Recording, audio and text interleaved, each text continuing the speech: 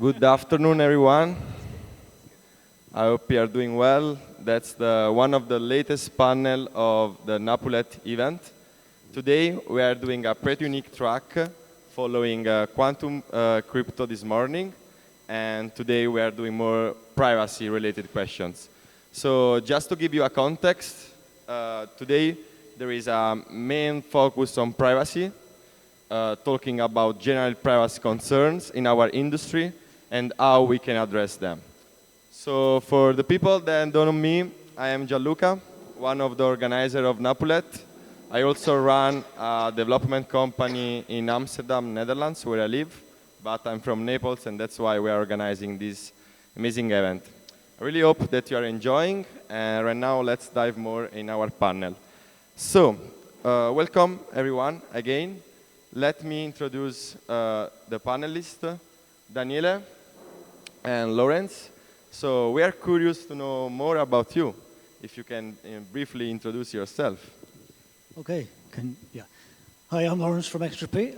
We are a ZK and blockchain consultancy. We do lots of education. We do auditing. We've done development. In terms of privacy, we've developed proof of concepts for clients to try to use things like ZK technology to introduce or give the option of privacy in some of their applications. Cool.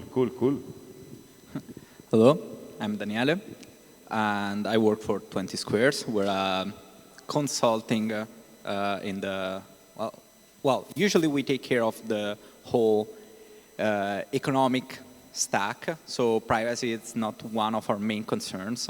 But personally, I'm a privacy aficionado, and personally I've been consulting together with colleagues from the ethics part and then the legal parts of the privacy space about EUDI, the European Digital Identity Initiative. So nice to have you all here. Amazing. You are building such crazy projects, guys. Really interesting. So let's start with an opening question. So we know, maybe for the people that don't know, our industry starts with the concept of cyberpunks, right? But with the evolution of the industry, with focus on the mass adoption, do you think that our industry has maintained the focus on cyberpunks? And what is your takes about that?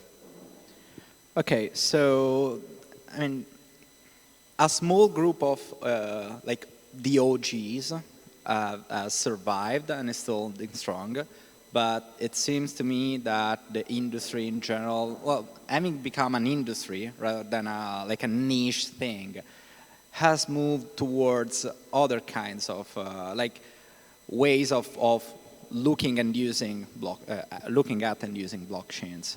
So most of the original ethos of say the OG blockchains like Bitcoin and Ethereum has been almost completely lost, except for small groups that are surviving. Yeah. What is your take, Laurence? Yeah, I would agree with that. I think as maybe one of the OGs from that time. Maybe. That certainly seems to be the case. You can see this in conferences where it used to be the case where there would be signs about no photography, and there would be trying to preserve privacy that way, and that's just not the case in most of them now. Even on transactions on Zcash, you think that would be obviously that's privacy preserving, but then most of those are not shielded, so people are just really not using that so much. I think as we've increased the adoption, then we've left that behind to some extent. Yeah. That's completely true. So. We saw that the cyberpunks movement is kind of changing, right? And just a few OGs are keeping that concept. But we know that our industry is, our goal is to onboard the users, right? So it's all, in my opinion, about users. It's user-centric. And, one of the main peculiarity of the blockchain technology is to spread decentralization and decentralized products, right? And in terms of, this trade-off of decentralization and privacy, do you think that building decentralized protocol, in that sense, we are kind of like losing the privacy for users in terms of like respect of users and data control? Like if we build decentralized application, the data of the users are still safe. Yeah, I think certainly one of the aspects I always used to stress about decentralized applications was the fact that we could have control over our data, and for me that was very important. But I think I'm in a minority here with demanding that. For example, on social media, I lie. I put lies out there because I don't want people to take personal details from me. And I think it is less important as we get more mass adoption. I think it's just going to reflect what we see in Web 2, where people are just not so interested in privacy. And there was a survey on Binance where people had to rank various features, and there's decentralization, usability, cost, and privacy came last. I think it's just not so important. But on the positive side, as users, if we want that, we should be demanding it. And we can demand that this is built into these systems so that going forward, as these systems are built, the privacy is there by default. And even if it's not as important to everyone, then it's there for the people who it is important for. Yeah.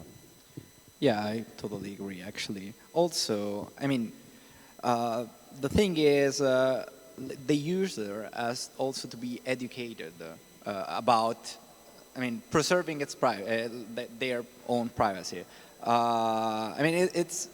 It's not something everyone manages to conceptualize in their head by themselves. So, I think this is also the fact that users don't care that much about privacy is a purely cultural fact rather than a technological one or whatever. Yeah, in the end, users don't really care, right? But maybe the provider, the company that build products, should care more for the privacy for the users, right? Or is more like a user-centric thing again?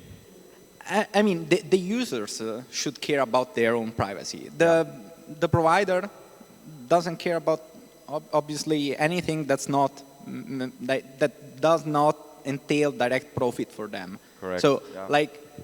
Offering a more privacy-minded service is profitable when the user cares about privacy. Yeah. So that's yeah. They kind of go hand in hand. Depends from the products and the use case in that sense. Users should be more educated towards preserving their privacy and about what this entails, like giving away their privacy, and these will obviously cause, as Laurence was saying earlier, these will cause a response from the providers, okay, whoever develops products. Yeah, I see. Thanks, guys, for those takes. So we kind of addressed the issue of the user's data control, but a lot of times when we discuss about privacy, and generally speaking, I think that privacy is really related to UI in that sense, in terms of user acquisition. What is your take about, in terms always of the privacy concept, of this issue of cross-chains networks? Like, what do you think, this fragmentation around many layers, many networks, decrease the privacy in terms of user experience from the part of the user, from the point of view of the user, or is not that an issue in your opinion? It is an issue, and it most certainly can decrease, and compromise the privacy of the users. And that's why, I will stress that several times during this panel. Yeah. But you're welcome. yeah. Privacy and all across the stack, like cryptographic primitives, ZK proof systems, etc. They have to be standardized a bit on their interface. Yeah. So this is obviously something that will help preserve the user privacy, at these interfaces. Another thing that, it seems kind of obvious, but one other thing that could cause friction is some mismatch of whatever values one platform has with respect to the other. Yeah. And obviously, at the boundary, you lose something if you're switching for something that's more privacy-minded to something that doesn't really care about preserving your privacy. So one fundamental thing that's on the user side, so that the ball is in the user's court, is to obviously engage only with stuff that's aligned with their values. Yeah. Exactly. Yeah, I think that's spot on, really. On the issue of the standards, I think there is a possibility here because, for example, with some of the L3 options we're getting that are going to be built on things like the OP stack and the ZK stack, we have the possibility there to introduce these standards. But on the other hand, at the moment, it is very ad hoc. And yeah, I think that's spot on. Yeah. Okay, great. So in the end, always depends from the users, right? If you would like to use some protocol that you are sure that is safer, you use that one. If you would like to be more risky or try to catch things, you will use maybe other types of protocol. Always be aware of how connect your wallet, generally speaking, in those strange interfaces and these new protocols. Okay, so I think that we addressed the users' data control, the issue of cross-chain privacy. Now, I would like to go more technical. In my opinion, one of the major narratives of the next years, and also we saw in the last year, and maybe also even before, I think that zero knowledge is one of the best components and best use case that we can build on top of blockchain technology. So before to dive into zero knowledge, we would like to introduce to our audience what is zero knowledge proof. Okay, so in a simple terms, in a nutshell, please. Okay, well, I've got some details on my T-shirt if you want to read that. Yeah, so with a zero knowledge proof, you can create a proof that you know something or something exists, send that to someone who can verify that proof, but you have the zero knowledge aspect, so the person verifying the proof doesn't gain information other than the fact that the proof is valid. So if you have some secret input to the proof, then that remains secret. It's fine. That was the lesson. Okay, pass. Lesson about ZK in 1 minute, guys. That's really alpha. So again, we saw that ZK proofs are, generally speaking, a major innovation for privacy, right? So that's the main concept. And how do you see the future of the implementation of the ZK technology? And also, what are the main challenges for the implementation? Yeah, so I think at the moment we're seeing ZK used in a couple of ways. There are a couple of aspects. There's a privacy side, but there's also the fact that it can be used to prove computation, and you can ignore the privacy aspect. And so a lot of the use of ZK at the moment is on the proof of computation, which we're using for ZK rollups, we're using for scalability. Sorry, I forgot the question now. But, no, I mean, I just said, how do you see the future of ZK in terms of real use cases implementation, and also what are the main challenges regarding this?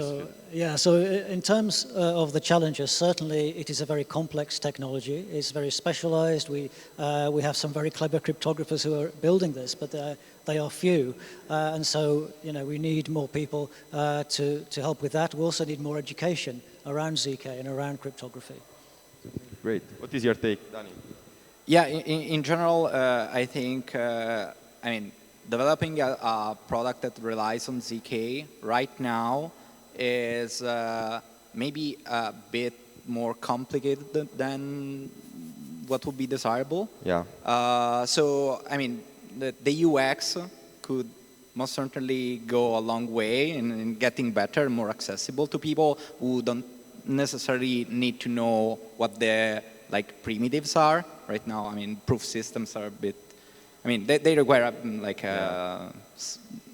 non-trivial knowledge of in general, what's behind ZK. Another thing, as I anticipated, is standardization of I mean, in general, like the interface of these proof systems and how to have them in UI. Right? Yeah, UX and then the DevX more than than that. But yeah, it's on another side. Yeah, I see. Another thing is on the, like, let's say, technical side. I mean, ZK proof systems have still a long way to go. Proofs are still quite big. They're still quite intensive to check and produce. I mean, we have gone a long way, obviously. Also, I mean, as we've been seeing today on the main stage this morning, there's been a lot of talk about quantum. Yeah. And at this precise moment in time, we don't have a very good approach to, I mean, fast and like size efficient, contained ZK proof systems. There's like people from time to time say, oh, but there's Starks. Yeah, but Starks are huge and slow. That's the problem with Starks. And not scalable, right? Yeah. That's a huge scalability problem. Scalability, like even if we should compare like ZK networks, ZK Sync or Linea with, for example, optimistic rollups, right? Like, what is the main challenge about that? In my opinion, maybe the scalability. That's still an issue, right? Yeah, that's still an issue for like classical ZK, like elliptic curve based ZK.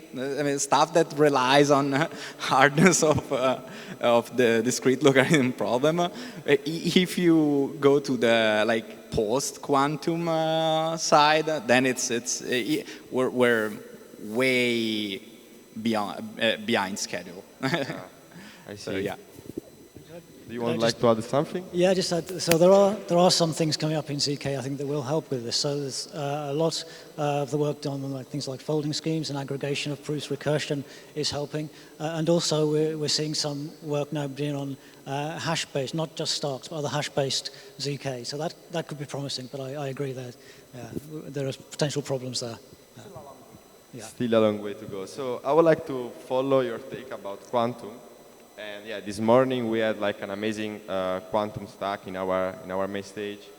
And so basically, like ZK is one of the best narrative and best technology that we can build on blockchain. But there is like this issue of computation that we have, and especially in terms of like scalability, as we spoke. But another issue that we will have once the quantum computing will happen will be more large scale in terms of use cases. I also see this as a main issue and as a main problem for our industry. And also always in terms of like regarding the privacy, how do you think that the quantum computing in that sense has the potential to disrupt current cryptographic standards, right? Obviously. And what do you think in terms of like this, how this could impact the privacy in the blockchain world, and generally speaking in the blockchain world? Yeah, so obviously there's the potential there for disruption, but there are technologies that can help with this as well. I think there are potential solutions out there. We can use different signature schemes. There are also things that are perhaps more traditional, but even before we had blockchain, there's differential privacy, which is a different way to get privacy into statistical operations. So I think there are options around there. But how close we are to quantum, I'm not sure about. Perhaps you know better than me. What do you think? I mean, I mostly agree with Laurence. So actually, the scary part of quantum for blockchain is, like for Ethereum in particular, is more around, like for example, aggregation, signal aggregation. So like on the privacy side, we can also afford to be a bit slower. So maybe, I mean, as I was saying earlier, in general, post-quantum cryptography still has a long way to go. Like, primitives are slower than, obviously, elliptic curves, etc. Yeah. Otherwise, that will be the standard. There will be no reason to not use them. But yeah, I mean, privacy is, I mean, I see that on a like more relaxed time scale than other kinds of applications. Yeah. So, I mean, we can afford to be a bit slower. Okay, we can do it slower, yeah. So, That's not I the mean, main issue. it's not as bad as with like the whole crypto economic part. Hopefully. But yeah. That's a good thing. And also, I mean, In that sense. yeah, and also there's a lot of post-quantum primitives, or I mean, by post-quantum I just mean they are plausibly, I mean, they can plausibly be not broken by like a modern, like a future quantum computer. Okay, we don't have algorithms right now that will allow us to break these like cryptographic schemes, and I mean, we already have a lot of stuff. Yeah. Like, for example, hash-based cryptography is it works. Okay. Cool. Thanks, guys, for this interesting discussion about ZK and quantum. Also, that was really interesting to follow the track of this morning. And I would like now to address a bit, like, in terms of, like, you know, we mentioned the scaling issues of this industry, right? And I would like to understand your opinion regarding how we can achieve the growth of our ecosystem without compromising the privacy, right? Because the scaling of our ecosystem in terms of like user acquisition and products that actually can assist to those user onboarding, do you see like as a trade-off? Like, you know, can we scale while keeping the privacy? That's a very nice question. The question of $1 million. I don't know if I know an answer to that. But, I mean, in general, I agree with the fact that there is a trade-off to be made.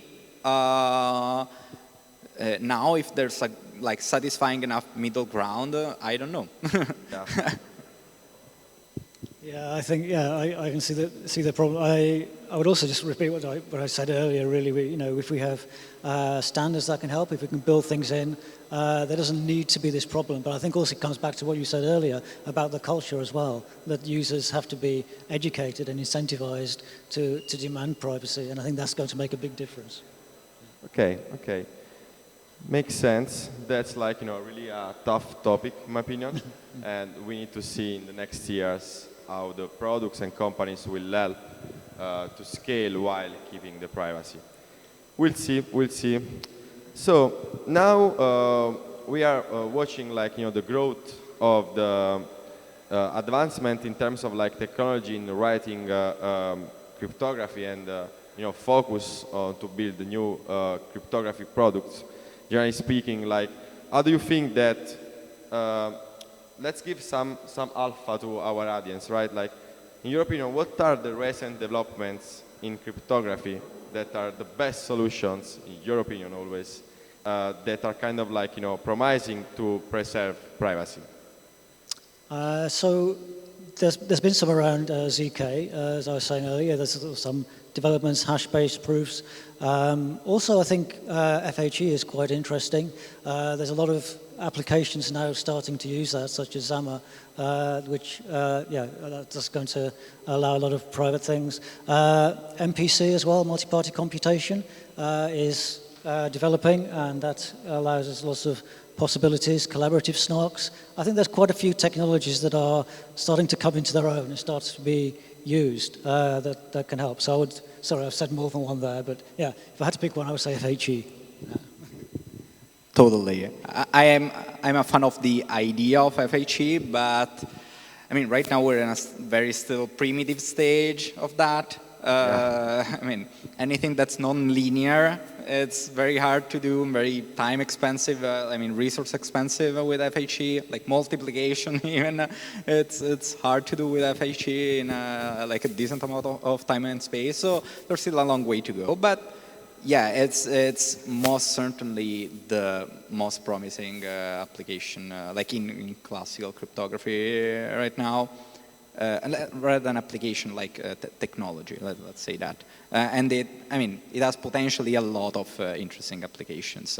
Like in general, the idea of like off-sourcing a computation, okay, which happens nowadays like always, okay. It's an integral part of every like internet user, technology user user's life. Yeah, and like of sourcing it in a way that's impossible to like leak data out of it. It's basically the holy grail of cryptography. Yeah. Okay, cool.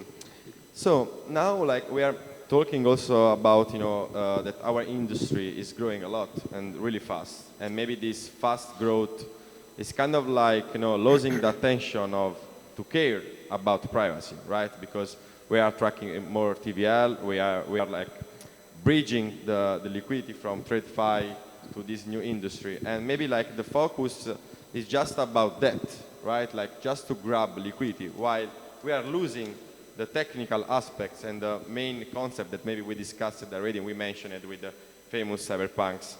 And do you think that privacy is kind of like being sacrificed in favor of scaling for profit? Yes, it is. Fuck yes. No, it's not a fuck yes. It's a sadly yes. Sadly yes. Yeah. But yes. I mean, that's what becoming an actual industry gets you. I mean, you stop caring about like the ethical part. The cypherpunk. It's a cultural movement. Yeah. Okay, it does not make money. Exactly. When VC money comes in, that's the effect. It's almost inevitable, unless it is profitable to actually like. It's impossible keeping a trade-off between those two pillars. Maybe with the advancement of technology and if there's a culture shift, and so clients like users start pretending more from the products they use. Yeah, it might become profitable because then you're offering a product that people are willing to pay for. Yeah. But otherwise, I mean, I see these two things as basically competing. Yeah, interesting take. Yeah, exactly. I think think of the incentives. It's just not the company's just not incentivized to add this. And for example, we did some proof of concepts with a company where the product itself was about privacy, but still they wanted to have some aspects that were private, and then they wanted to monetize other pieces of personal data. So I think that's always going to be a problem. Yeah, I think that here we are kind of like touching an angle about ethics also, right? While we talk about privacy. And do you see that, like, I mean, do you think that people like really care about privacy and ethics? Like, I would like to understand your genuine opinion, right? Like, do you think that crypto users, and generally speaking, like users of digital products, they care about privacy or not? What is your take about that? I would say, on the whole, people probably don't. If they can have other things, if it's going to cost them to add privacy or demand privacy, they will probably not opt to do that. But some people do. So it's very important to me, for example. But yeah, most people, they're not as concerned. I mean, people have been scanning their eyeballs for a bunch of money, so they evidently don't care a lot about their privacy. It really depends from the region where you are, right? I mean, like, maybe where we have like advanced region as Europe, there is like a more, because all depends about ethics in that sense, maybe, right? Like, I mean, if you are educated with such an ethic that you care about yourself, you care about your data, you maybe care about your privacy. But maybe in some like poor region in other countries, that's not the main thing to think about, right? I don't think it's that. I mean, probably there's some component, but I don't think it's so impactful as one might think. Yeah. It's more of a general thing. It's more of a like, so. I mean, privacy is a bit of an abstract concept to get, while money. It's tangible, right? Yeah. It's tangible. So that's the point. Like, you can see the immediate effects of that. That's the point. Like, it's all more about, philosophical aspect of ethics, right? In that sense, while money and profitability is way more tangible. I mean, the average person doesn't really care that much about ethics. I mean, they have we all have some kind of pre-built concept of ethics. But in general, I think people tend to go for what's more functional to them. In general, delayed gratification or some kind of more abstract gratification is always a harder choice to make. Yeah, true. Laurence, do you would like to add something regarding? Just a small point, really. I suppose with many people, they would care about it more if there's been a problem, if they have their identity stolen. So unfortunately, at that point, it will be something that's important to them, but perhaps not before. Yeah. Okay. So we addressed like generally what is about the focus of the users. So we got that users don't really care about privacy, but I'm curious to know more about the audience that we are really talking from like actually 20 minutes. And I know that are pretty like technical topics, right, guys? But do you care about your privacy? Like once you use applications that are decentralized or not, do you care about when you log in with your data? Do you take care about your data once you use those applications or not? Yes? Raise your hands. Like, do you care about privacy or not? Okay, so as we can see that, in terms of ethics, the privacy is an important topic, but it's not just about money or scalability. There are some people that care maybe about that. I mean, it's reasonable to expect a higher concentration of privacy-minded people attending a privacy panel. Yeah, so checks out. Yeah. Okay, so we addressed, I think, like pretty everything in terms of like technical points. So, like in terms of like that's really clear your opinion in terms of like the scaling approach and how we should keep the privacy. But I would like more now to address the regulatory compliance topic about privacy. So we are in Europe. We saw the MiCAR. And also we are watching like the growth of many new regulation across the world. So in the face of increasing government regulation, how can privacy be maintained without sacrificing maybe the main fundamentals of blockchain and decentralization? Are you scary of regulation, or what is your take about that? I'm not necessarily scared, but I'm concerned.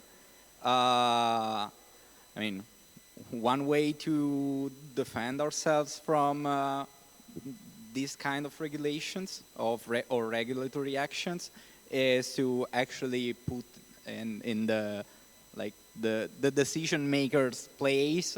I mean, politicians that actually care about people, and that do not use cheap, ethics-based tricks like, for example, chat control. Okay, it's not directly crypto related, but I mean it's usually when you start saying, okay, this is to protect a certain kind of certain subgroup of the population or whatever, then you start getting into, a very slippery slope territory. Yeah. And the four reasons are always unclear. First of all, let's not get subpar politicians. Yeah.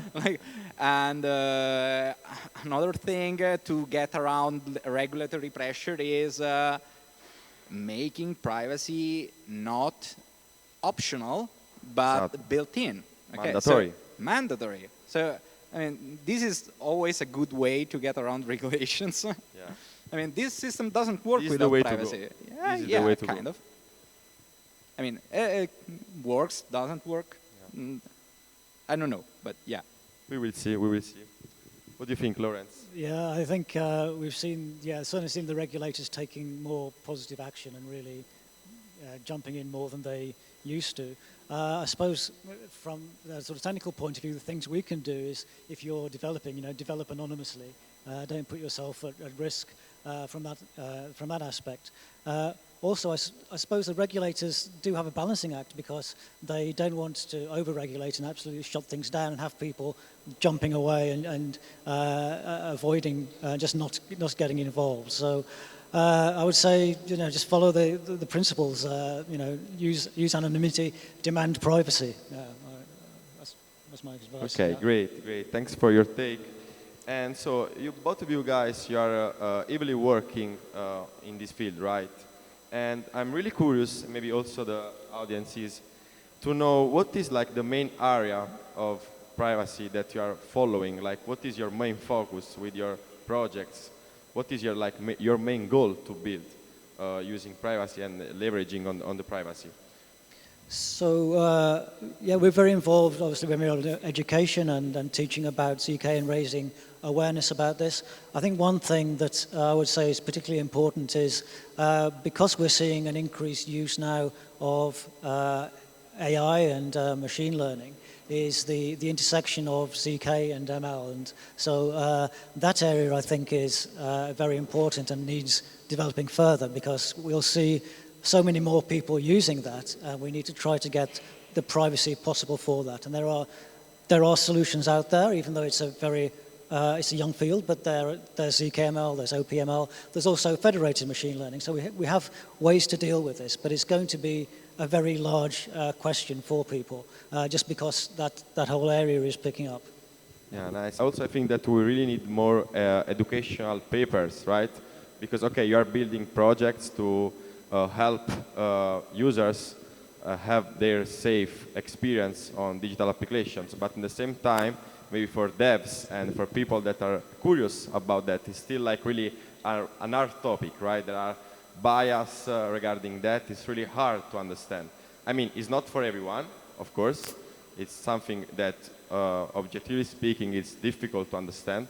But I really think that we need some help from you guys that you are working in this angle and this field to make it easier for the mass to understand, or at least to have more developers building on top of that. Okay, on 20 Squared side, we've been hard at work on new, interesting cryptographic primitives. We've been collaborating with our friends at Ashburg. I mean, if you've attended this morning's talks and panels at the main stage, I mean, you've probably noticed that there's something like in the works right now. You are building. Yeah. For example, we're working on a very interesting EF project, EF-backed project on quantum one-shot signatures, still together with Ashburg. And also on the regulatory side, we're working with people from EUCI, for example, the European Crypto Initiative. And yeah, we're getting better and better informed at that. So we're trying to tackle these kind of issues from different axes. So, yeah. Amazing. So I think that we come to an end of our panel. We touch all the main topics regarding privacy.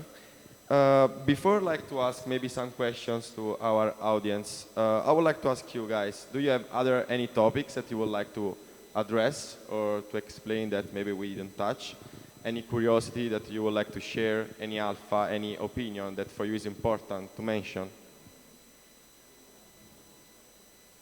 No? Just that, yeah, I think it's very much a cultural thing, so it's very much up to you out there to demand privacy and demand this of the applications that you are using. So it's really in your hands to do this. Thank you, Laurence. Yeah, Danny thinks so, pretty the same of you, yeah, right? Yeah, obviously I agree. I mean, it seems like we've covered a lot of ground, so yeah. Maybe let's have the audience ask us let's see. Some so questions. We touched a lot of complicated topics. I really hope that you enjoyed the panel and you followed them. So do you guys have any question regarding privacy trade-off of this field? Yes, please. Among the technologies, you haven't mentioned the use of TEs, so trusted execution environments, for instance. how do you see that playing in the privacy space? And do you believe it has a space in this regard, or is it like dead on arrival? Thank you for your question. Personally, I don't really like TEs, so I'll try to keep it PG. So maybe let's have Laurence answer first. I didn't really hear the beginning of the question, so you'll have to... Okay. Okay. Okay, so... no, I don't have strong opinions, but I know some, it goes against my, I guess, some ideas I have about decentralization, and I think there are alternatives as well, so, yeah. Okay. Thank you for your take. In general, hardware-based security, I don't know. It's even more trust assumptions than normally. So yeah, and also, I mean, as you've seen recently, Intel SGX's root of trust keys have been leaked. So there are a ton of known attacks on TEEs if you have physical access to them. And so yeah, doesn't seem like a good solution to me. I'd prefer to have the laws of physics by my side and not just security by obfuscation, because at the end of the day, TEs are kind of like that. Thanks to answer, guys. And there is any other question? Any other curiosity? Okay, I don't think so. That's all completely crystal clear. So yes, let's come to an end of our panel. Let me thank you a lot for these interesting talks. I think that's a lot of alpha. It's not really easy to find, those explications. So I really hope that you guys enjoyed. Of course, if you would like to make any other questions, let's follow the guys and their projects. They are building such a crazy project. So really, that's a big opportunity. If you care about privacy, let's stop them. Let's talk about with them. You can build together. We are in the same industry. That's open source. That's the beauty of it. And we really care about privacy. And maybe one thing that I would like to add is that if you are here, it's because, of course, you care about privacy. And maybe it's important that you show to your friends and to your collaborators how much is important this field. Because I think that people and the average don't really care about that. So that's why we brought those guys here to try to show to you and to let you understand how much is important this field. So thank you again. Thanks, guys, to come here, and thanks you to listen. Let's give an applause.